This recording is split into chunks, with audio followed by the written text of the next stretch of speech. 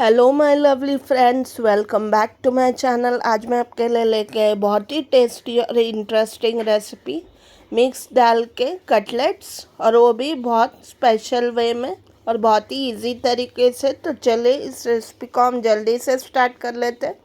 यहाँ पर मैंने एक मिक्सी का जार ले लिया, उसमें मैं 2 टेबलस्पून सोक किया हुआ मसूर दाल, 2 टेबलस्पून सोक किया तूर दाल, 2 टेबलस्पून चना दाल और 2 टेबलस्पून मूंग दाल को अच्छी तरह धो के 2-3 घंटे के लिए पानी में सोक करके रख दिया था।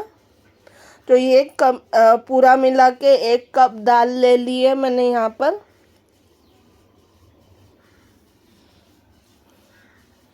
उतना ही 1 कप जितना गरम पानी में सोक किया हुआ ये सोयाबीन,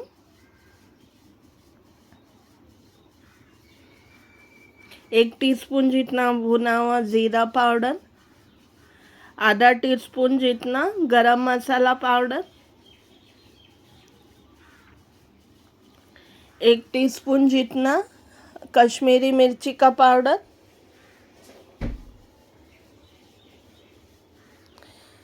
1 टीस्पून अदरक लहसुन का पेस्ट। यहाँ पर मैं टेस्ट के अनुसार बारीक कटी हरी मिर्च डाल रही हूँ, या आपके टेस्ट अनुसार आप कम ज़्यादा कर सकते हैं।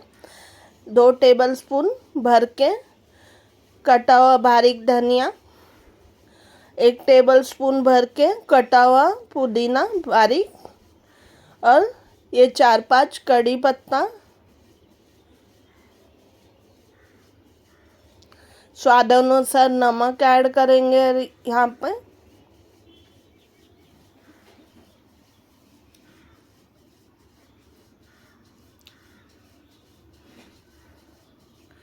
इसमें मैं आधा कप सोक किया हुआ पोहा यूज़ कर रही हूँ। आप जाड़ा या पतला कौन सा भी यहाँ पर ले सकते हैं। और इसको मैं अभी बारीक पीस लूँगी बिना पानी डाले। ये हमारा मिक्सचर अच्छी तरह पीस चुका है। थोड़ा दरदरा भी रहे तो कोई बात नहीं, दाल का फ्लेवर अच्छा आता है इसमें। दाल थोड़ी अक्खी रह जाए तो इसमें मैं बचा हुआ हरा धनिया डालूँगी, 1 टेबलस्पून जितना।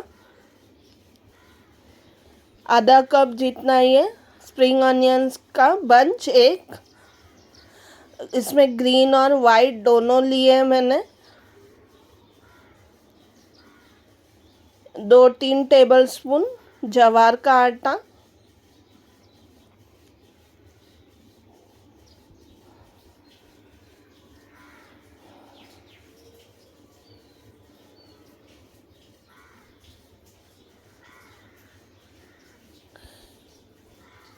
इसको अच्छी तरह से हम मिक्स कर लेंगे। इस स्टेज पे आप नमक और तीखा चेक कर सकते हैं। अगर आपको नमक थोड़ा कम लग रहा है तो आप डाल सकते हैं। यहाँ पर मैं 2-3 टेबलस्पून ब्रेड क्रम्स के डाल रही हूँ, क्योंकि मुझे मिक्सचर थोड़ा पतला लग रहा है।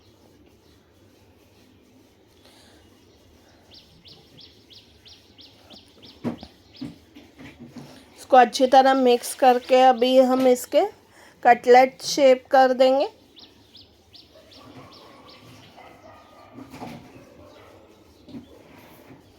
लगभग 1 टेबलस्पून जितना हाथ में लेके मैं इसको अच्छी तरह शेप कर दूंगी। आज मैं गोल शेप के बना रही हूँ, आप चाहे तो इसे लंबा सिलेंड्रिकल शेप भी बना सकते। और इसे मैं दोनों साइड पे हल्का सा ब्रेड क्रम्ब से कोट कर लूँगी। और सारे मिक्सचर के हम ऐसे ही कटलेट्स बना के तैयार कर लेंगे। आप चाहे तो इस स्टेज पे आप इसे फ्रीज़ भी करके रख सकते हैं। मैंने पैन में 2 टेबलस्पून तेल पहले ही गर्म होने के लिए रख दिया था। अभी हम इसमें बनाए हुए कटलेट्स को शैलो फ्राई कर देंगे जब तक ये गोल्डन क्रिस्पी ना हो जाए, मीडियम हीट पे। मिक्सचर जो है वो अंदर से भी पकना चाहिए अच्छी तरह से।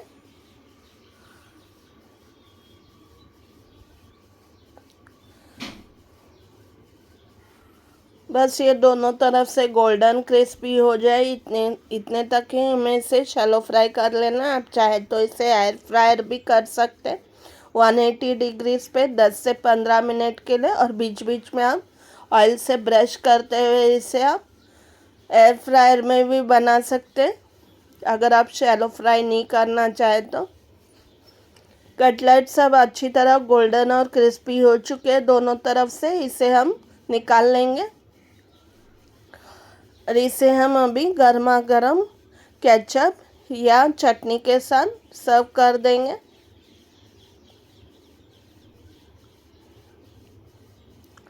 प्रोटीन पैक्ड मिक्स डाल के सोया कटलेट्स तैयार हो चुके हैं। बहुत ही यम्मी और बहुत ही टेस्टी है ये। आई एम श्योर इसकी रेसिपी आपको बहुत ज़्यादा पसंद आएगी।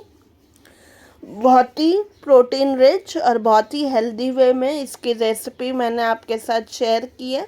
आप चाहे तो इसे ऐसे भी सर्व कर सकते हैं केचप के साथ, जैसे मैंने आपको बताया, या इसे as a sandwich, as a roti में भी आप इसे अपने बच्चों को अपने मनपसंद डिप के साथ डाल के इसे रैप के साथ बना सकते हैं। इसे बहुत ही अलग अलग वे में इसे आप सर्व कर सकते हैं। अपने फ्रेंड्स और फैमिली के साथ ये रेसिपी ज़रूर शेयर कीजिए और मुझे बताएं कि ये रेसिपी आपको कैसी लगी। Thank you so much for watching my video. ऐसी ही मज़ेदार टेस्टी यमी रेसिपीज़ हम आगे भी लाते रहेंगे। अब हम मिलते हैं अगली रेसिपी में।